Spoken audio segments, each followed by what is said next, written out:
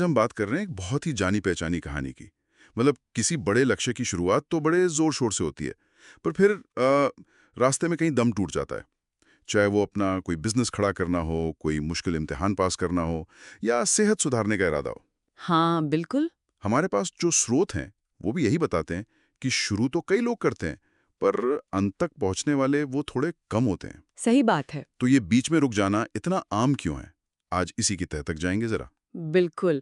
और इस विश्लेषण में हम सिर्फ ये नहीं देखेंगे कि लोग हिम्मत क्यों हारते हैं, बल्कि उन तरीकों पर भी बात करेंगे जो स्रोत हमें बताते हैं, जिनसे मतलब डटे रहने में मदद मिल सके। अच्छा। ये सिर्फ किताबी बातें नहीं, बल्कि दिए गए दस्तावेजों से निकले, आप कह सकती हैं, ठोस नुस्खे हैं। बहुत बढ़िया। तो फिर शुरू करते हैं। सबसे पहले वो वजह क्या हैं जो अक्सर हमारा उत्साह कम कर देती हैं? स्रोतों ने तो कई बातें सामने आती हैं। हाँ, देखिए, पहला और शायद सबसे अहम कारण है असफलता का डर, और साथ में वो बहुत ज्यादा सोचना। ओवर थिंकिंग जिसे कहते हैं। हाँ, ओवरथिंकिंग। एक स्रोत में तो इसका बड़ा अच्छा विश्लेषण है कि हमारा दिमाग ना अक्सर किसी बुरी चीज के होने की संभावना को असलियत से कहीं ज्यादा बड़ा करके देखता है। अच्छा।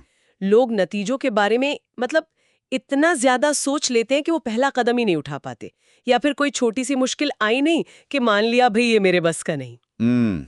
ये बात तो है। और दूसरा कारण जो स्रोतों में बार बार आता है वो है तुरंत नतीजे पाने की इच्छा। आज की दुनिया में सब्र जैसे कम हो गया है ना। हाँ, बिल्कुल। और स्रोत इसे डिजिटल युग का एक साइड इफेक्ट जैसा भी मानते हैं। हमें हर चीज तेजी से चाहिए, फटाफट। जैसे ऑनलाइन डिलीवरी। बिल्कुल। लेकिन जो बड़ी सफलता होती है ना, वो अक्सर धीमी आंच पर पकती है। वो तो छोटे छोटे लगातार किए गए प्रयासों का नतीजा होती है। ये कोई फास्ट फूड ऑर्डर नहीं है। सही कहा, धैर्य की परीक्षा है ये तो। हाँ। और एक और मुद्दा जो आज के समय में बहुत ज्यादा दिखता है, दूसरों से तुलना करना। सोशल मीडिया खोला नहीं कि सबकी चमकती तस्वीरें देखकर लगता है अरे हम तो कहीं पीछे रह गए। बिल्कुल सही। एक स्रोत इसे तुलना का जाल कहता है।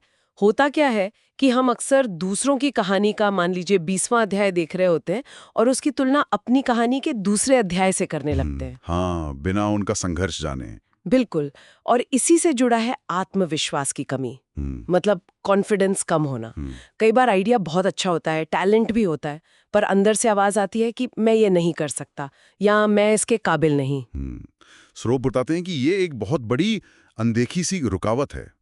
तो अगर ये सब चुनौतियां हैं, तो इनसे निपटने के तरीके क्या हैं? स्रोत क्या रास्ते सुझाते हैं? टिके रहने के लिए क्या किया जाए? हाँ, तो देखिए सबसे शक्तिशाली उपाय जो लगभग सभी स्रोत मानते हैं वो है अपने क्यों को मजबूती से पकड़ कर रखना। अपने क्यों को। हम्म। मतलब आपने ये सफर शुरू ही क्यों किया था? आपका मकसद क्या था?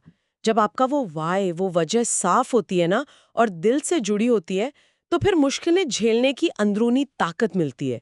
स्रोत इसे प्रेरणा का लंगर भी कहते हैं। प्रेरणा का लंगर, ये काफी गहरा है। अच्छा, और दूसरा तरीका? दूसरा है अपने बड़े लक्ष्यों को छोटे छोटे रोजाना के कामों में तोड़ लेना, मतलब डेली हैबिट्स बनाना। अच्छा, छोटे स्टेप्स। हाँ, छोटे स्टेप्स। एक स्रोत में इसे प्रयासों का कंपाउंडिंग इफेक्ट कहा गया है।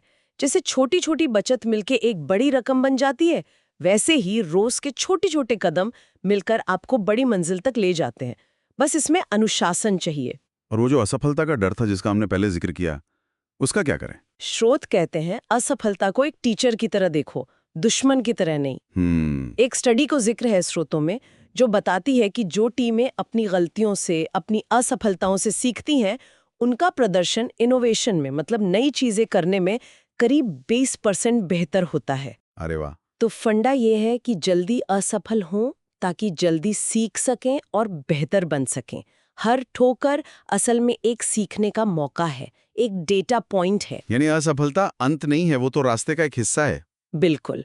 और कोई आखिरी नुस्खा, कोई और टिप? हाँ, एक और बात जो बहुत जरूरी है और शायद हम अक्सर भूल जाते हैं, वो है खुद से नरमी से पेश आना। अच्छा, मतलब सेल्फ कंपैशन। हाँ, सेल्फ कंपैशन। हम दिन भर में सबसे ज्यादा बातें खुद से ही करते हैं ना। तो श्रोता इस बात पर बहुत जोर देते हैं कि हमारी ये जो सेल्फ टॉक है, जो हम मनी मन खुद से कहते हैं, वो पॉजिटिव होनी चाहिए। खुद के सबसे बड़े आलोचक नहीं, सबसे बड़े चीयर लीडर बने। खुद को हौसला दें। ये बहुत जरूरी बात कही। तो कुल मिलाकर इन सारे श्रोताओं का निचोड़ यही लगता है कि मंजिल तक पहुंचने का राज परफेक्शन में नहीं है, बल्कि लगातार चलते रहने में है। रफ्तार धीमी हो जाए कोई बात नहीं, रुकना भी शायद ठीक है, पर हार मान लेना नहीं। बिल्कुल। और जाते जाते एक विचार छोड़ जाते हैं सबके सोचने के लिए। क्या हो अगर वो बड़ी कामयाबी जिसका आप शायद सालों से इंतजार कर रहे हैं, वो बस अगले मोड़ पर ही आपका इंतजार कर रही हो। अक्सर हम हिम्मत हारने के बहुत करीब होते हैं, जबकि मंजिल बस एक कदम और दूर होती है। इसलिए धीमे पड़ जाएं, सांस लें, पर मैदान न छोड़ें। शायद असली जीत इसी में है कि आपने हार नहीं मानी।